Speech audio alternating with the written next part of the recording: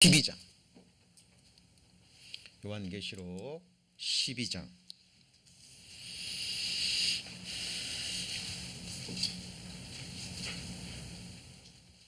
요한계시록 12장 6절 말씀입니다.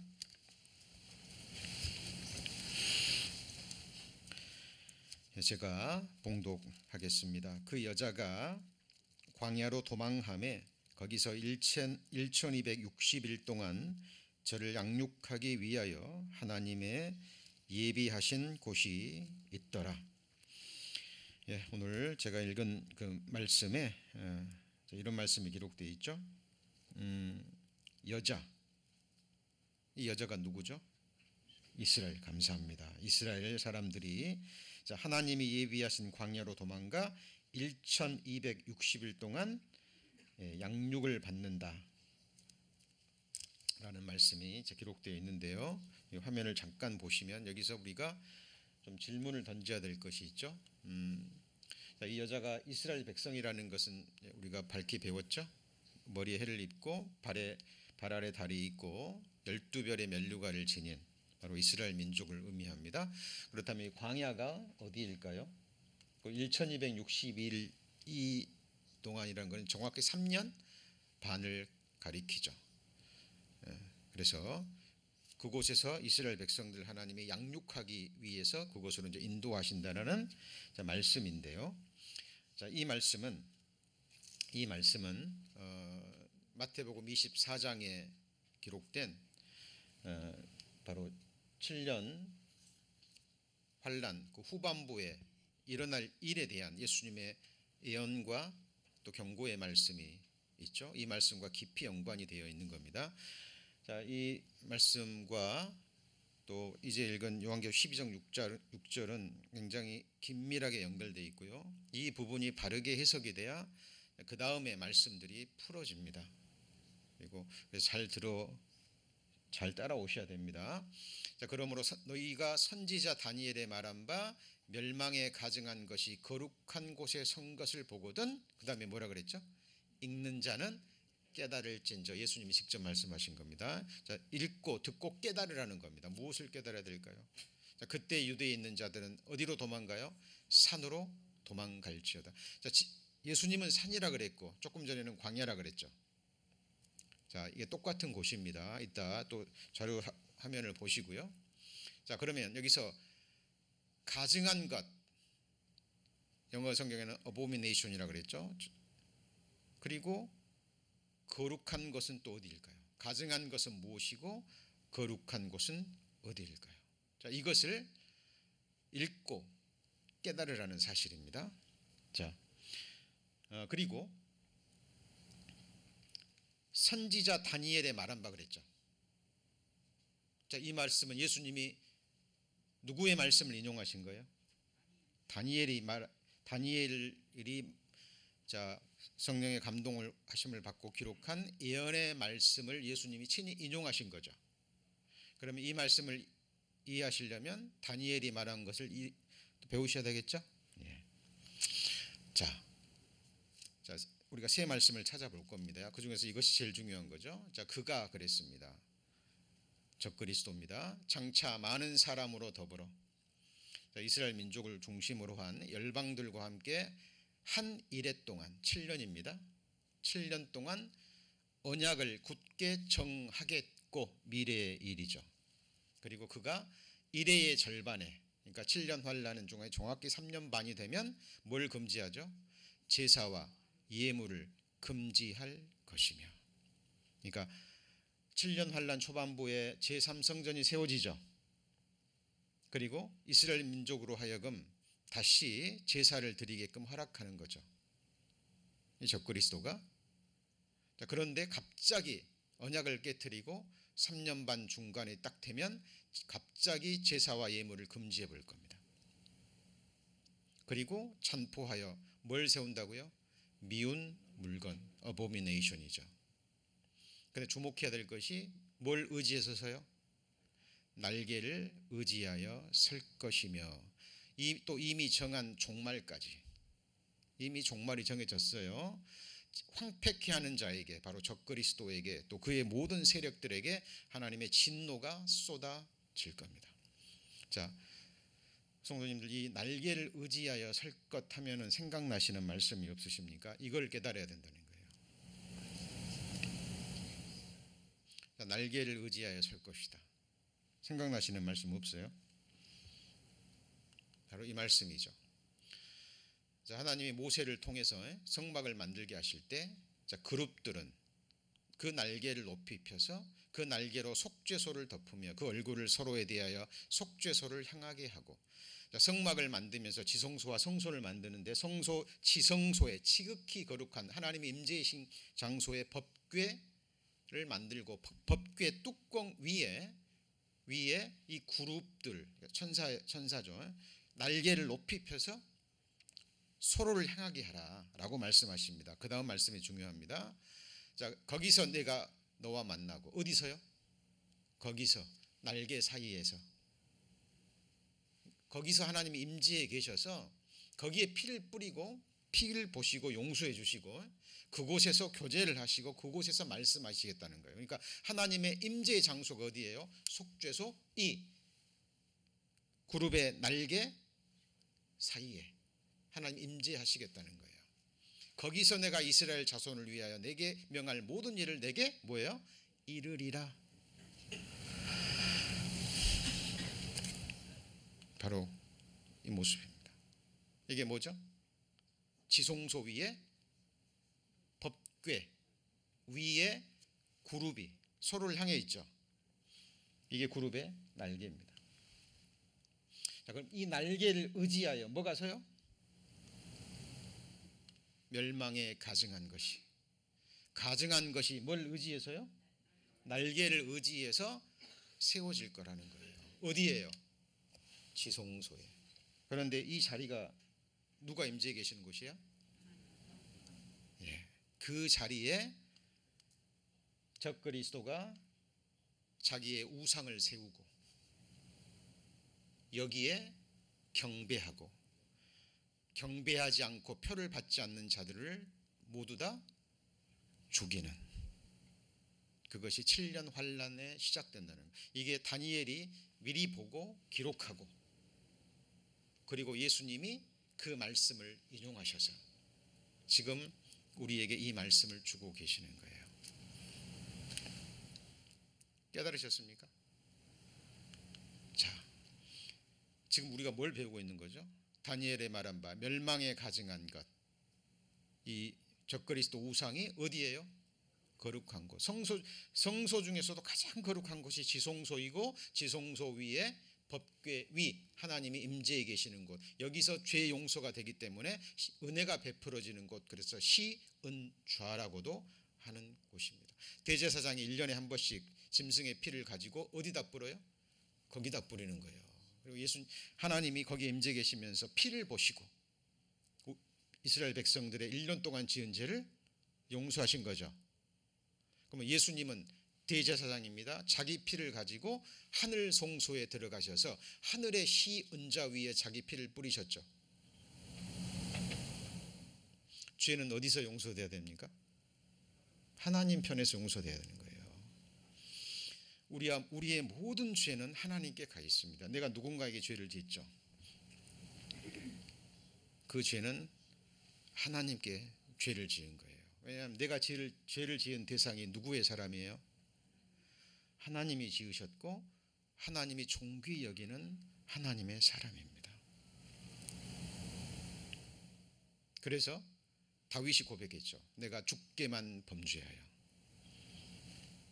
누구에만요? 주께만.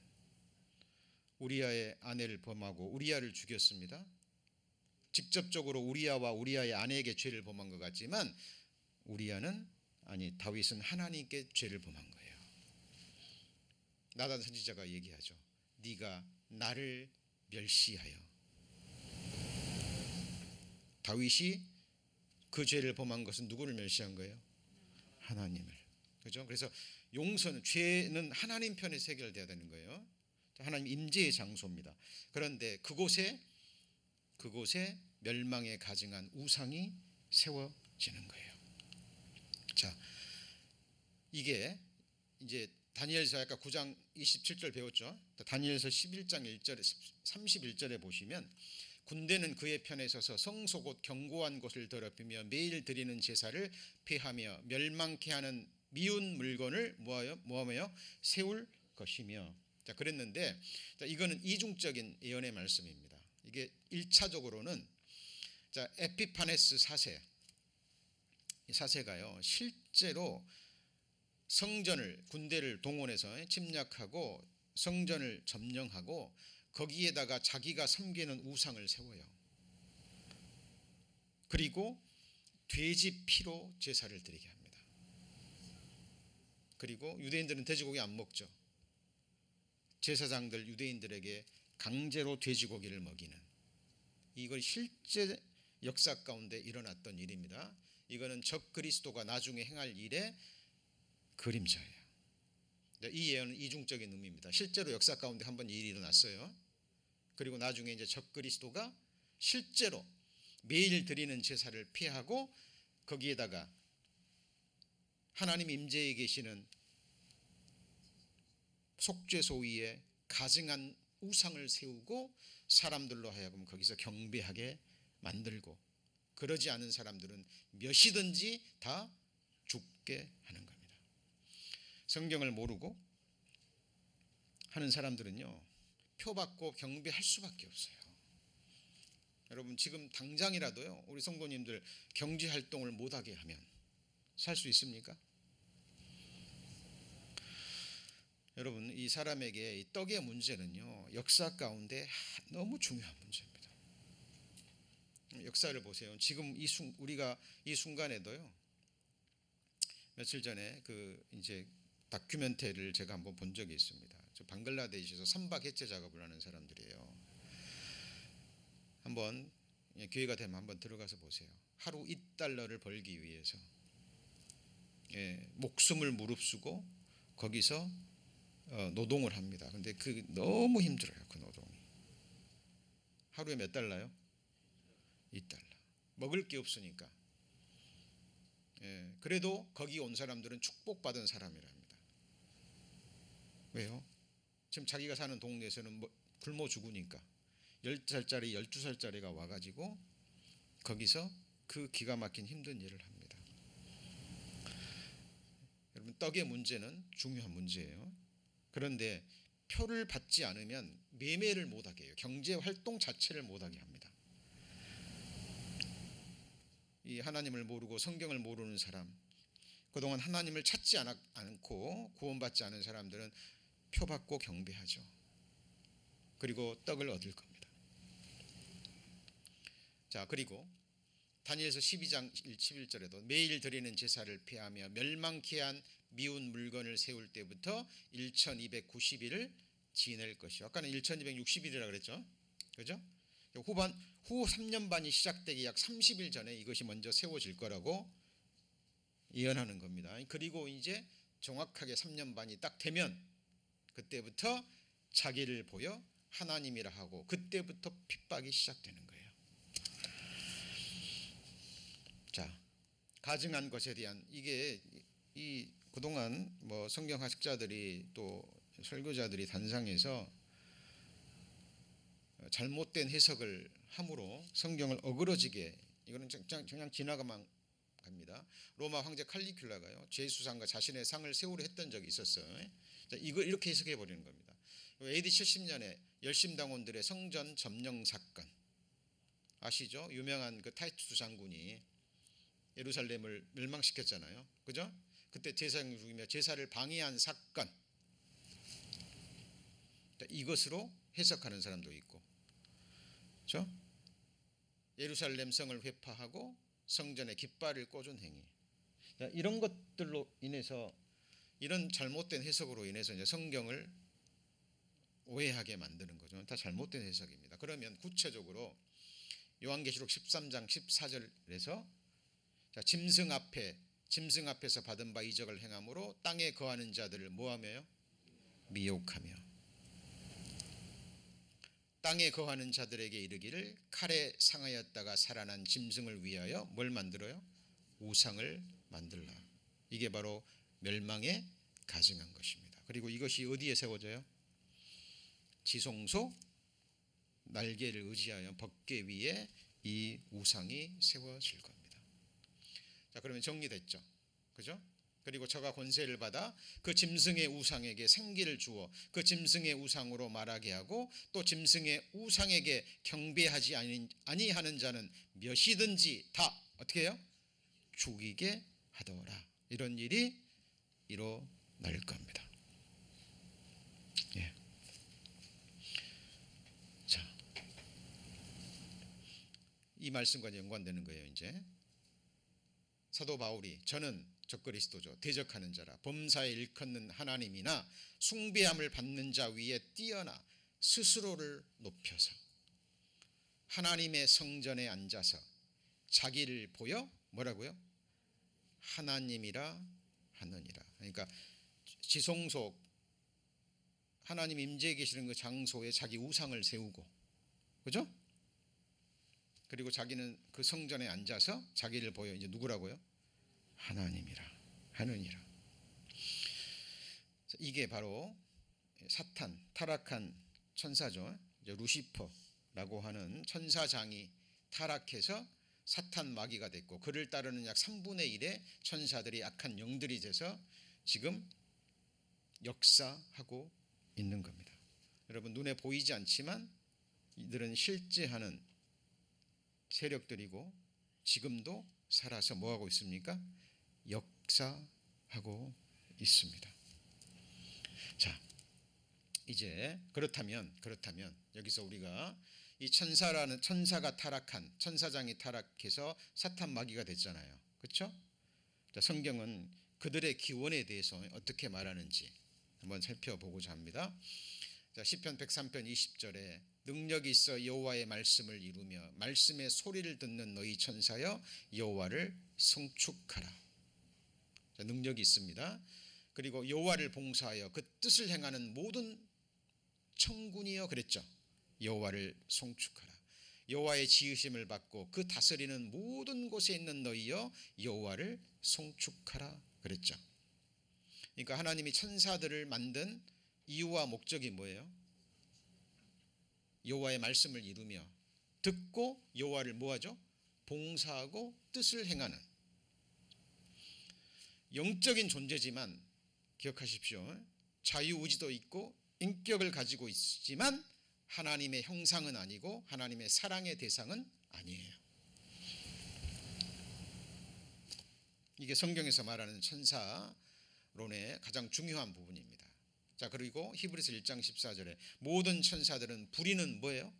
영으로서 구원 얻을 후사들을 위하여 섬기라고 보내심이 아니뇨 그랬죠. 그러니까 우리 성도님들 구원 받기 전에도 하나님이 영원전에 계시기 때문에 하나님의 미리 아심을 따라 선택한 백성들이 있죠.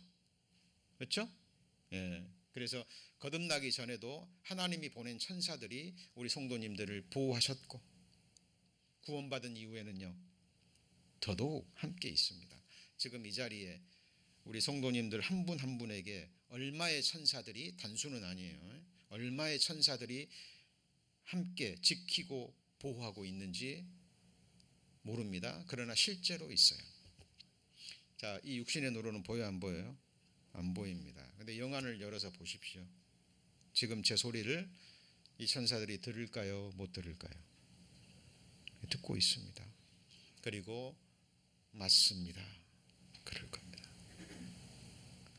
여러분 성경이 아니면 눈에 보이지 않는 영의 세계를 어느 누구도 알지 못합니다.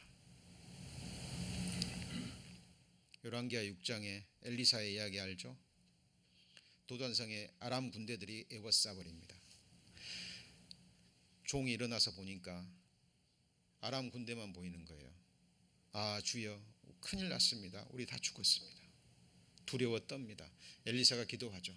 저 사환의 눈을 열어주옵소서. 하나님이 엘리사의 기도를 들으시고 사환의 눈을 열어줍니다. 그랬더니 엘리사와 그 종 주변에 하늘의 불말 불병거가 에워싸고 있어요.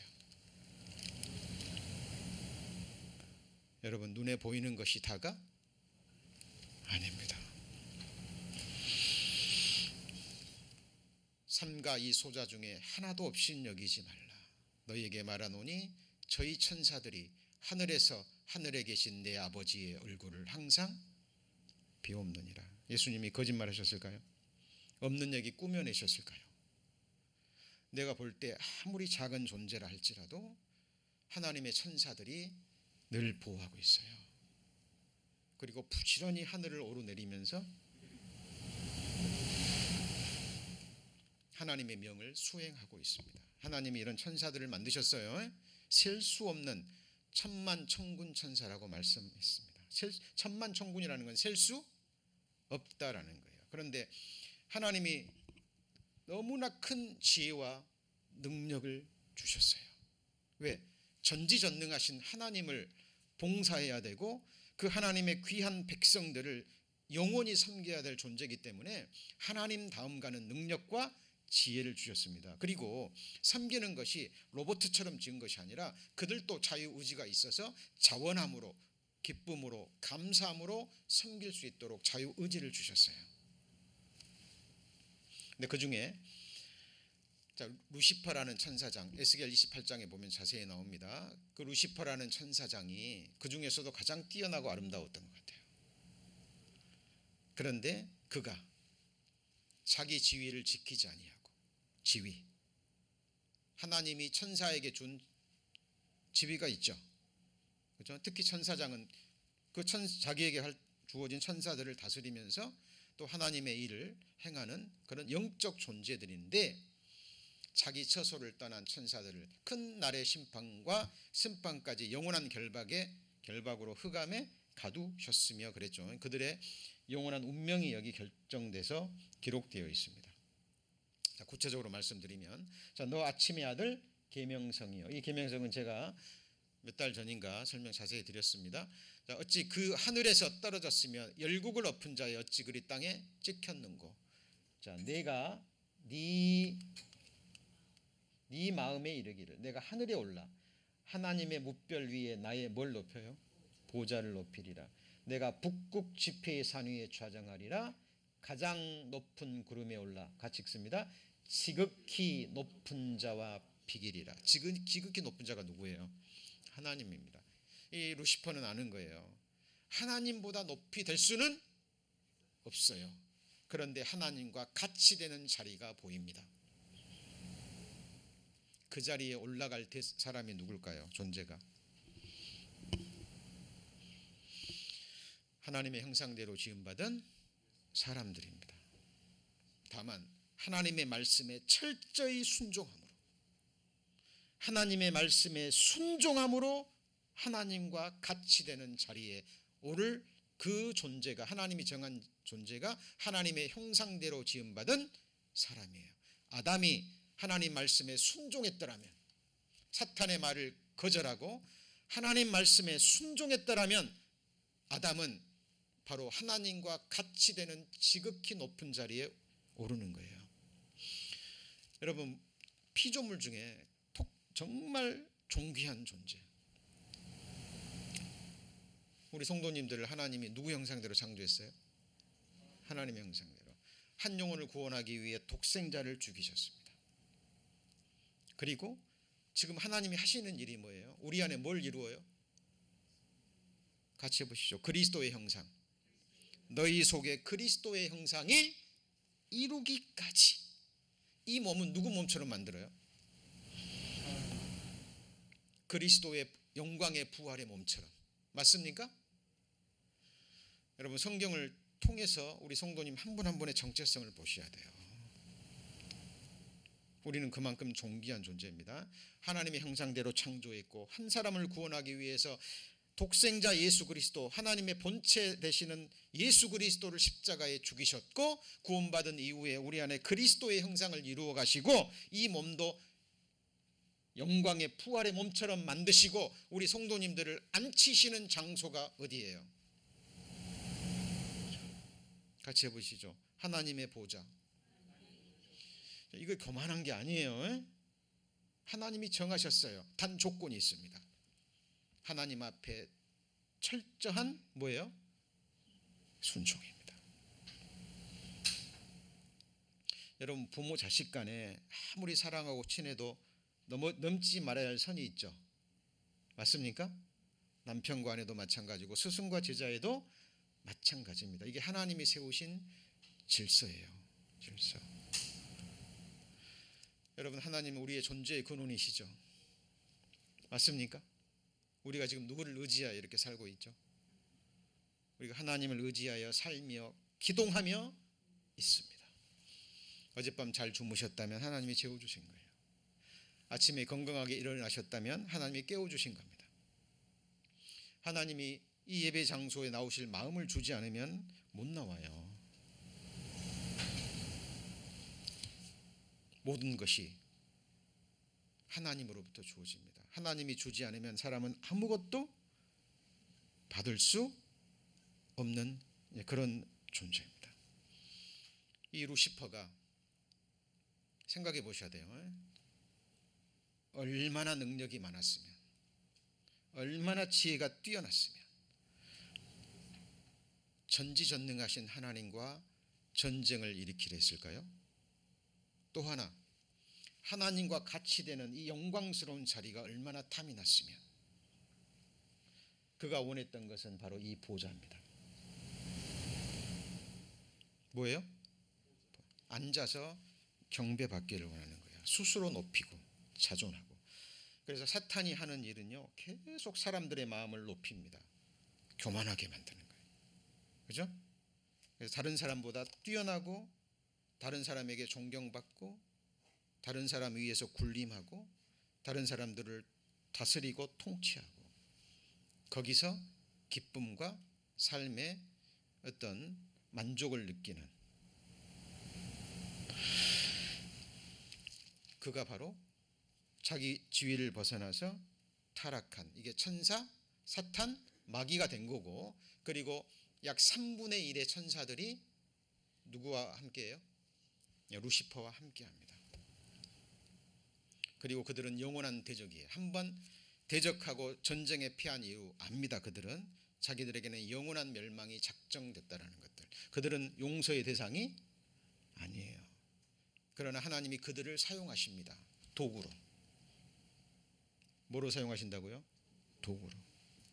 구원받을 후사들을 시험하시고 또 구원받은 그리스도를 연단하셔서 그들의 믿음을 정긍케 하는 도구로 사용하십니다. 악한 자도 악한 날에 적당하게 하셨느니라는 말씀처럼 하나님이 그렇게 사용하십니다. 예수님이 이렇게 말씀하셨죠. 예수께서 이르시되 사탄이 하늘로서 번개같이 떨어지는 것을 내가 보았노라. 전쟁을 일으킨 거예요. 하늘에서. 그리고 루시퍼와 함께 그를 따르는 천사들이 번개같이 하늘에서 떨어졌습니다. 그래서 그들이 셋째 하늘에서 쫓겨나서 지금은 둘째 하늘 공중에 권세 잡고 있는 거예요. 자, 하늘에서 전쟁이 있었습니다. 쫓겨났죠. 공중에 권세 잡으면서 지상에서 오르락 내리락 하면서 역사하고 있는 거예요. 그죠? 근데 이 공중도 언젠가는 쫓겨납니다. 언제 쫓겨날까요?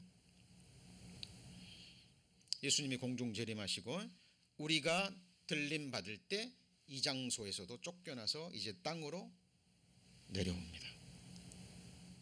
우리가 이미 배운 내용이에요. 예. 자, 그 꼬리가 하늘 3분의 별 3분의 1을 끌어다가 땅에 던지더라. 용이 해산하려는 여자 앞에서 그가 해산하면 그 아이를 삼키고자 하던 이거는 이미 배우신 거죠. 그죠? 하늘에서 있었던 과거에 있었던 전쟁을 얘기하시면서 그리고 이제 예수 그리스도가 태어나려고 할 때 그죠? 여자가 이스라엘이 이제 예수 그리스도를 그죠?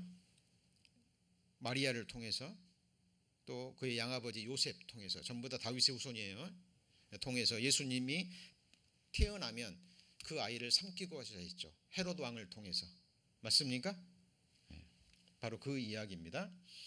자, 그래서 종말로 너희 주 안에서와 그 힘의 능력으로 강건하여지고 마귀의 괴계를 능히 대적하기 위하여 하나님의 전신갑주를 입으라. 우리의 씨름은 혈과 육에 대한 것이 아니요 정사와 권세와 이 어둠의 세상 주관자들과 어디에 있느냐?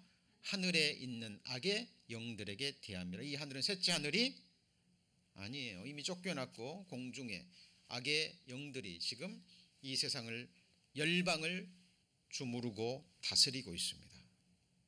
그래서 우리 지난 시간에 배웠죠. 용이 몸통은 하나인데 머리가 몇 개예요?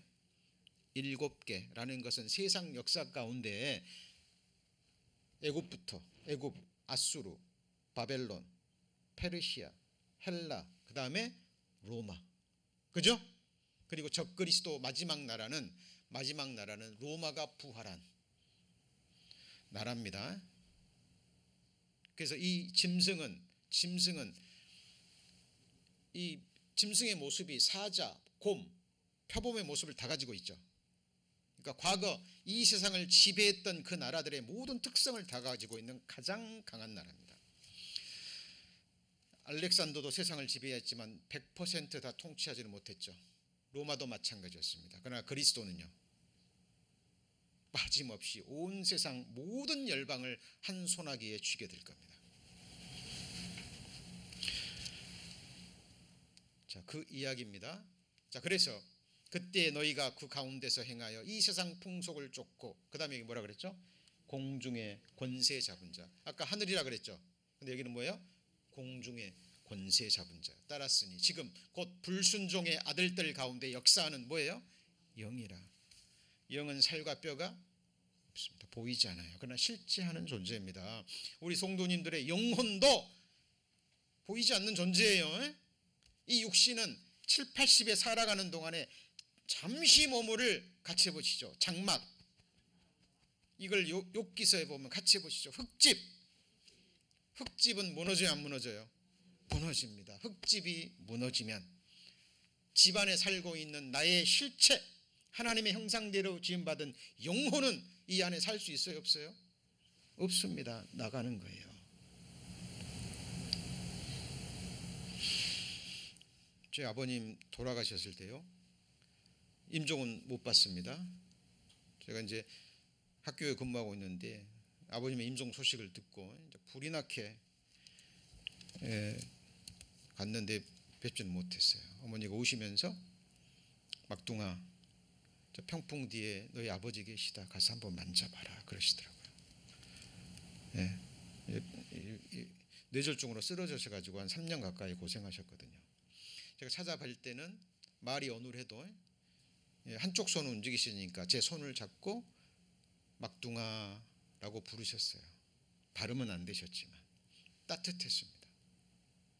근데 돌아가시고 나서 딱 아버님 얼굴을 만지는데요, 이거는 아버지가 아니라는 생각이 가장 먼저 들었습니다. 나무 토막이에요. 차가고 딱딱한 나무 토막. 왜 그럴까요?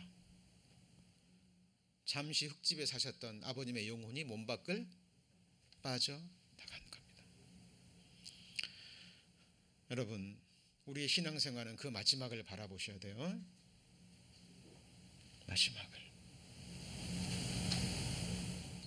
누구에게나 다가올, 물론 우리는 살아있을 때 주님을 맞이할 시대이기도 합니다만, 주님 늦게 오신다면, 그렇죠? 그리고 혹시 또 하나님의 섭리 가운데 하나님 저희를 미리 데려가신다면 우리는 그날 그 순간 맞이하게 됩니다. 저는 신앙생활 하면서 항상 제 자신에게 묻습니다. 이 요한계시록은 장래를 얘기하는 책이죠. 맞습니까? 예, 지금까지 살아왔던 것처럼 육신의 삶은 벗어나지 않을 거예요. 우리가 삶을 포기하지 않는 한, 그렇죠? 예, 삶을 포기하지 않는 한 이런저런 모양으로 어떻게든 살아갈 겁니다. 별반 다르지 않아요. 하루 세끼 먹고 주어진 일 하다가, 그죠? 이런저런 고난 속에서, 슬픔 속에서 견디고 우리 그리스도인들은 이겨야죠. 예, 그렇게 살아갈 겁니다. 중요한 것은 하나님이 우리에게 주시는 결말이에요. 내 영혼이 이 육체를 떠나는 날 내게 펼쳐지는 세상, 그 후에 내가 어떤 일을 겪을 것인가 성경에 자세히 기록되어 있습니다. 우리는 그것을 정말 진지하게 배우셔야 돼요. 진지하게. 다 지나갑니다. 지금 겪고 있는 일, 슬픔 일, 뭐 갈등 겪고 있는 일, 뭐 고민하는 일, 큰 것 같아도 지나가면 아무것도 아니에요. 그리고 우리가 고민하는 일, 다른 사람들이 관심 있습니까? 내가 막 심각하게 생각해도요, 다른 사람 아무 관심이 없어요. 그리고 사탄막이 약한 영들은 헛된 두려움, 헛된 근심, 헛된 미움, 막 이런 것들 집어넣어 가지고요, 생명과 같은 그 희귀한 시간들을 허비하게 만듭니다. 그림자같이 다니며 헛된 일에 분요해요. 어떤 사람은 누구를 미워하는데 평생을 보냅니다. 아무것도 아닌 일에, 그죠? 세상 즐거움, 세상 일락에 빠져가지고 우리는 가끔 그런 얘기 들을 때 슬프지 않습니까? 부모들이, 그것도 부부가요, 게임에 빠져가지고 PC방에서 며칠 동안 게임하다가 난 아이를 굶어 죽이는 일. 정말 슬프지만 말도 안 되는 그런 일들이 이 세상에서 일어납니다. 헛된 일에 분용하고 바쁘고, 어떤 사람은 재물을 쌓습니다. 그걸 누리지도 못해요.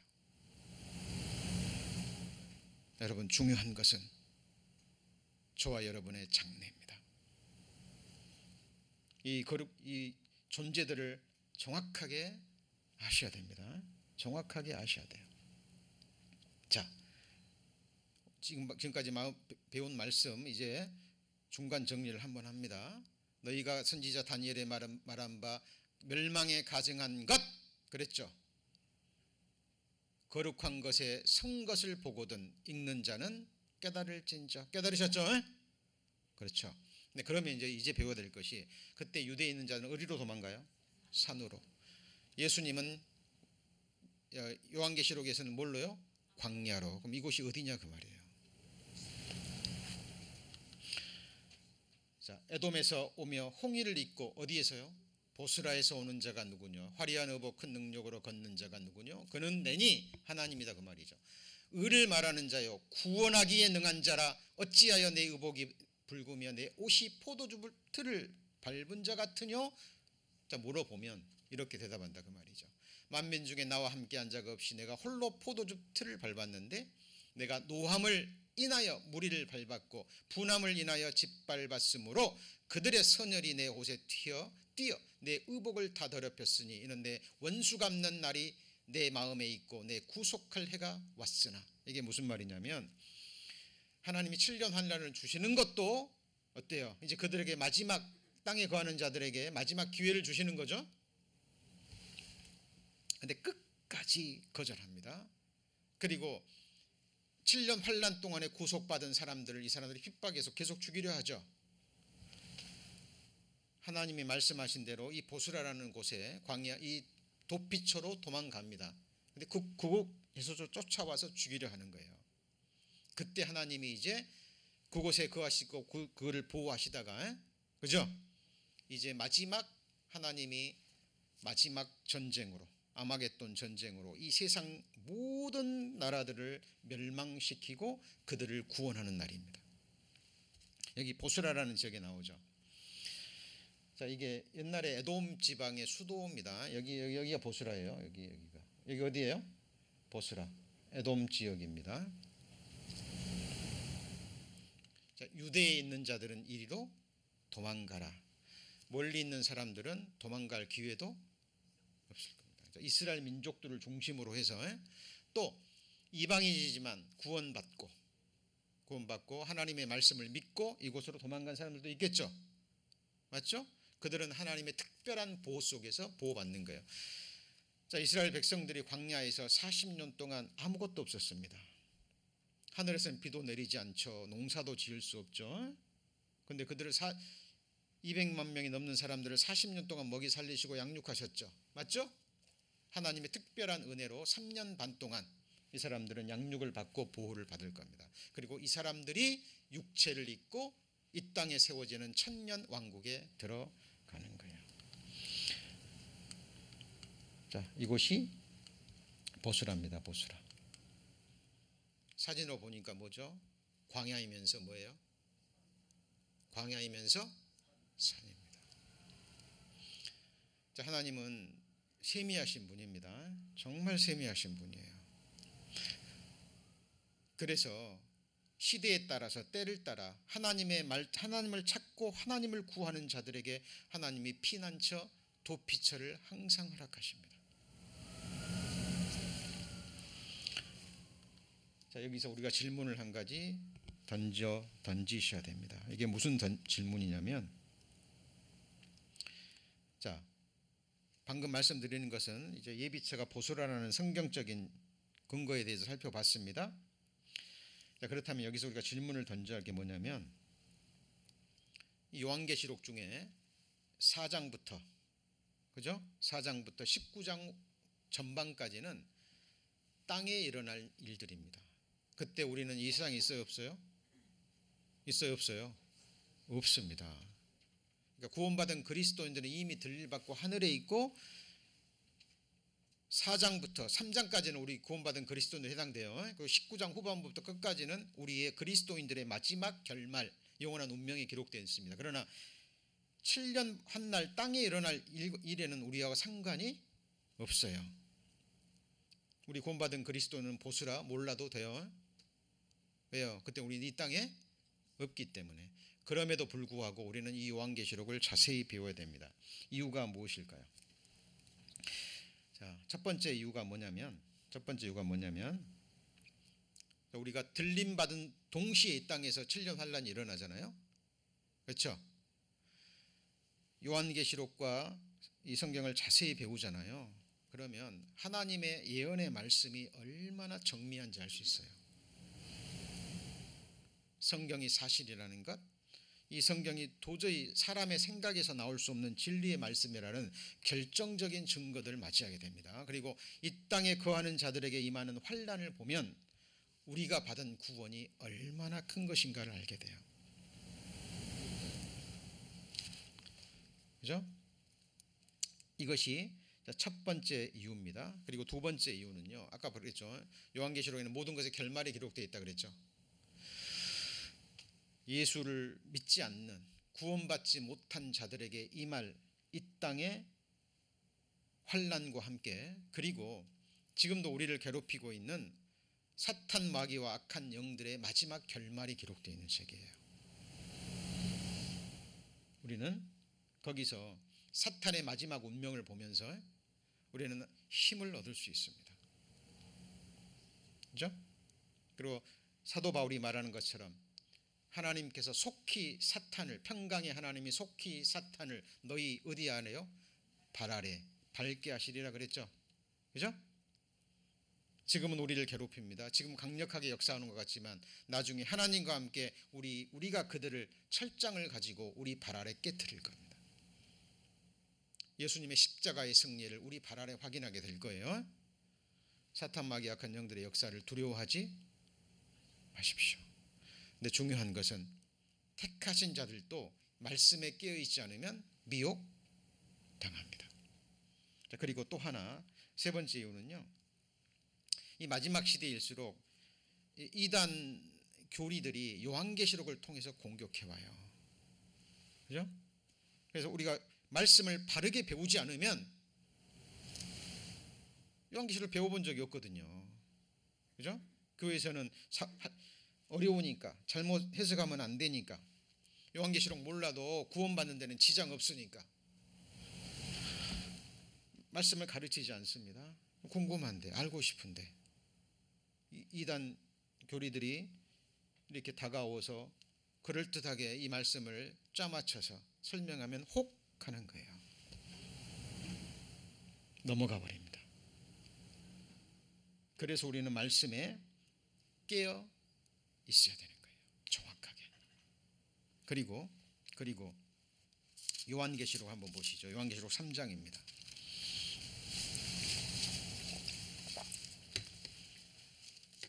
자, 요한계시록을 배우시면서 우리 성도님들이 육체는 이 세상에 두 발을 딱 붙이고 있지만 우리 성도님들의 마음과 시선과 삶이 어디에 있는지 확인해 보셔야 돼요. 자, 4장부터 19장 전반까지는 이 땅에 거하는 자들이에요. 거기에 교회라는 말은 한마디도 나오지 않습니다.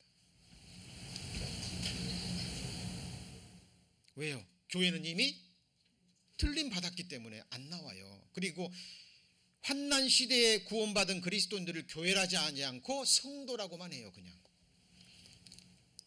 그죠? 자, 우리 성도님들 땅에 거하는 자들입니까? 아니면 하늘에 거하는 자들입니까? 요한계시록 3장 10절. 자, 빌라델비아 교회에 보낸 편지입니다. 네가 나의 인내의 말씀을 지켰은즉 내가 또한 너를 지키어 뭐를 면하게 해요? 시험의 때. 교회는 시험의 때를 면하는 거예요. 이는 장차 온 세상에 임하여 같이 읽습니다. 땅에 거하는 자들을 시험할 때라. 교회는 들림 받습니다. 면하게 되는 거예요. 장차 임할 환난에서 우리를 구원하실 자예요. 그 예수 그리스도를 우리는 기다립니다. 맞죠? 자, 한 번 나왔습니다. 넘깁니다. 요한계시록 6장 10절. 요한계시록 6장 10절. 큰 소리로 불러 가로되 거룩하고 참되신 대주제여. 같이 읽습니다. 땅에 거하는 자들을 심판하여 우리를 신원하여 주지 아니하시기를 어느 때까지 하시리까? 7년 환란에 이 땅에 임할 진노와 심판은 누구에게 내려져요? 땅에 거하는 자. 이게 뭔 말입니까? 땅을 다라고 생각하는 거예요. 땅의 것만을 생각하는 거예요. 위를 바라보지 않아요. 위의 것을 생각하지 않습니다. 죽음 건너편의 영원한 운명을 생각하지 않아요. 땅에 거하는 자들입니다. 요한계시록 8장 13절. 내가 또 보고 들으니 공중에 날아가는 독수리가 큰 소리로 이르되 같이 읽습니다. 땅에 거하는 자들에게 화가 있을지로다. 자, 이 말은 이 세상을 떠나라는 게 아니에요. 이단자들처럼 어디 한 곳에 모여가지고 직장도 그만두고 학교도 때려치고 모여서 집단생활 하라는 것이 아니에요. 세상에 살면서 구별되라는 겁니다. 그들에게 빛이 되고 소금이 되라는 거예요. 이 복음 전하라는 거예요. 그리스도의 향기를 드러내라는 겁니다. 어떤 사람에게는 사망의 향기가 돼요. 그리스도의 향기를 드러낸다 그래서 그 사람들이 다 구원받는 거 아니에요. 대부분이 사망의 향기로 느낍니다. 그냥 싫어요. 예수 말만 들으면 싫습니다. 그러나 그 중에 소수는 생명의 향기예요. 그리고 물어봅니다. 소망의 이유가 뭐냐고. 향기를 느끼고 다가가는 거예요. 나도 좀 말씀 배우게 해달라고. 오늘 이 자리에도 한 형제가 지금 앉아서 말씀을 듣고 있습니다. 역사는, 구원의 역사는 그렇게 일어나는 거예요. 자, 요한계시록 넘어갑니다. 11장 10절. 자, 이 두 선지자가 땅에 거하는 자들을 괴롭게 한 거로 뭐라고 그랬죠? 땅에 거하는 자들이 저희의 죽음을 즐거워하고 기뻐하여 서로 예물을 보내더라. 두 번이나 나오죠. 두 선지자가 복음 전하죠. 복음 전합니다. 복음을 전하는 것이 괴로웠던 거예요. 그들에게. 죽고 나니까 기뻐하고 즐거워하고 서로 예물을 교환해요. 그들이 누굽니까? 땅에 거하는 자들이에요. 또 나옵니다. 요한계시록 13장 12절. 저가 먼저 나온 짐승의 모든 권세를 그 앞에 행하고 같이 읽습니다. 땅과 땅에 거하는 자들로 처음 짐승에게 경배하게 하니. 자, 우리 성도님들의 시선은 어디에 있습니까? 하늘에 있습니까? 땅에 있습니까? 하늘에 속한 성도들입니까? 아니면 땅에 속한 사람들입니까? 14절입니다. 13장 14절. 짐승 앞에서 받은 바 이적을 행함으로 땅에 거하는 자들을 뭐하죠? 미혹합니다. 이거는 적그리스도를 저거하는 거짓 선지자입니다. 땅에 거하는 자들에게 이르기를 칼에 상하였다가 살아난 짐승을 위하여 뭘 만들어요? 우상을 만들어. 14장 6절입니다. 또 보니 다른 천사가 공중에 날아가는데 땅에 거하는 자들을 곧 여러 나라와 족속과 방언과 백성에게 전할 무슨 복음이죠? 영원한 복음이다. 이게 마지막 복음 증거입니다. 하나님이 사랑하셔서 이제 마지막에는 천사들이 날아다니면서 복음 전해요. 은혜 시대 안 믿습니다. 그죠? 환란 시대에 들어가서 두 증인이 정하고 14만 4천 명이 복음 전하는데 안 믿어요. 하나님이 마지막에 이제 천사들을 날게 하면서 복음을 전합니다. 이것도 안 믿어요. 그 사람들에게는 영원한 진노가 쏟아지는 거예요. 17장 요한계시록 17장 2절 땅의 임금들도 그러 더불어 음행하였고 같이 읽습니다. 땅에 거하는 자들도 그 음행의 포도주에 취하였 하고 8절입니다. 내가 본 짐승은 전에 있었다가 시방 없으나 장차 무저갱으로부터 올라와 멸망으로 들어갈 자니 같이 읽습니다.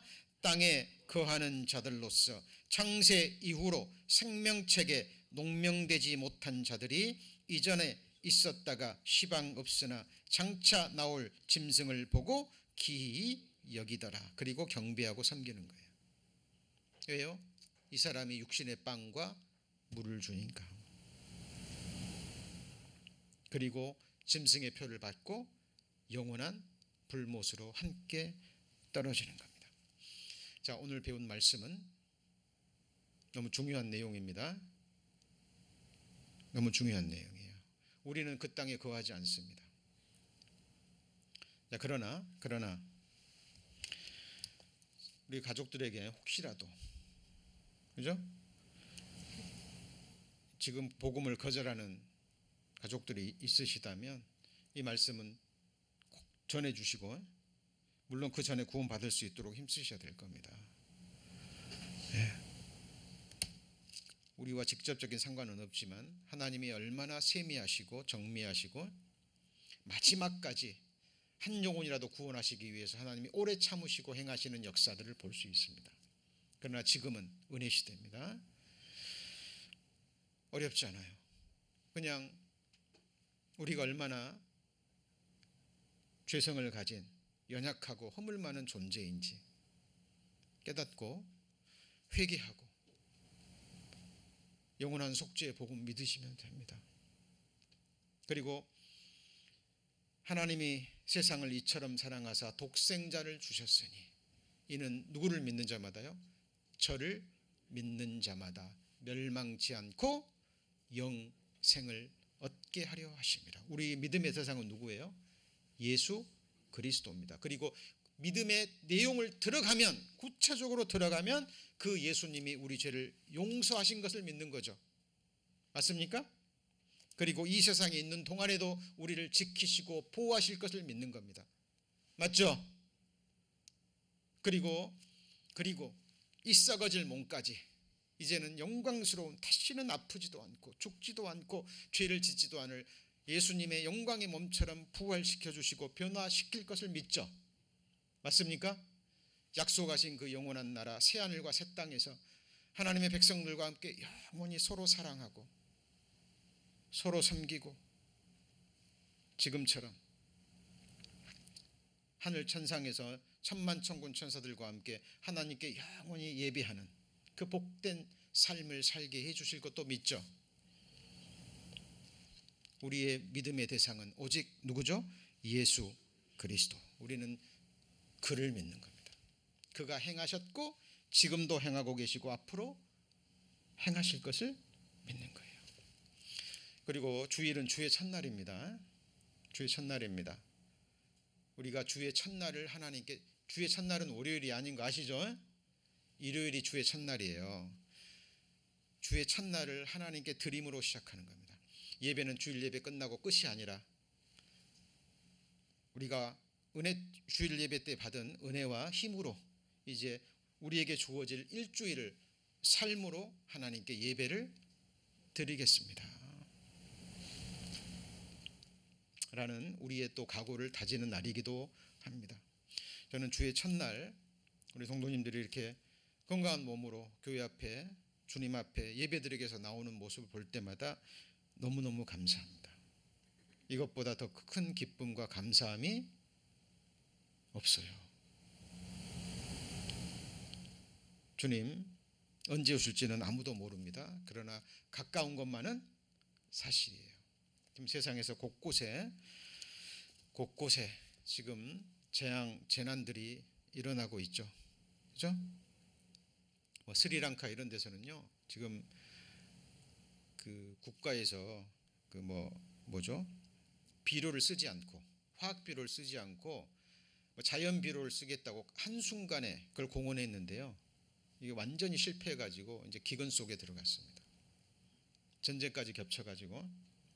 그래서 공무원들에게요 5일 동안 일하는데 4일 동안만 일하고 하루 안 나와도 월급을 주겠다. 근데 하루 동안 준 이유가 뭐냐면 농사 지으라고. 왜요? 먹을 게 없으니까. 여러분 이제 온 세상은 경제 불안과 함께 기근 속으로 들어갈 겁니다. 이스라엘 백성들이요 70명 됐을 때 아브라함의 후손들이 자기들을 언약을 맺은 하나님을 잊어버립니다. 하나님을 의지하는 게 아니라 눈에 보이는 뭘 의지해요? 네? 양식을 의지합니다. 그러므로 하나님이 온 세상에 기근을 일으키죠. 맞죠? 그리고 요셉을 보내시고 그리고 7년 풍년 다음에 7년의 끔찍한 기근을 허락하십니다. 이스라엘 백성들에게 교훈하시는 게 뭐예요? 양식을 주시는 분이 누구예요? 하나님이십니다. 우리 성도님들에게 이 세상을 살 수 있는 재물을 주신 분이 누구예요? 하나님입니다. 눈에 보이는 떡 의지하지 마시고 눈에 보이는 재물 의지하지 마시고 떡을 주시고 재물을 주시고. 떡 주고 재물 주면 뭐예요? 몸 한번 쳐버리면 끝나는 건데. 모든 것을 주시는 하나님만을 의지하고 우리 하나님만을 예배하고 우리 기록된 하나님의 이 정미한 하나님의 말씀만을 의지하고 정말 조심스럽게 한 걸음 한 걸음 주와 함께 나아가는 겁니다. 잠시 후면 우리는 약속하신 나라에서 이런 몸이 아닌 영광스러운 부활의 몸을 입고 천만 천군 천사들과 함께 하늘의 성도들과 함께 하나님을 믿음의 눈으로 보는 것이 아니라 우리의 변화된 완전한 눈으로 하나님을 보고 우리는 그때 영생복락의 삶을 사는 삶이 시작될 겁니다. 믿으시죠? 아멘입니다. 기도하시겠습니다. 하나님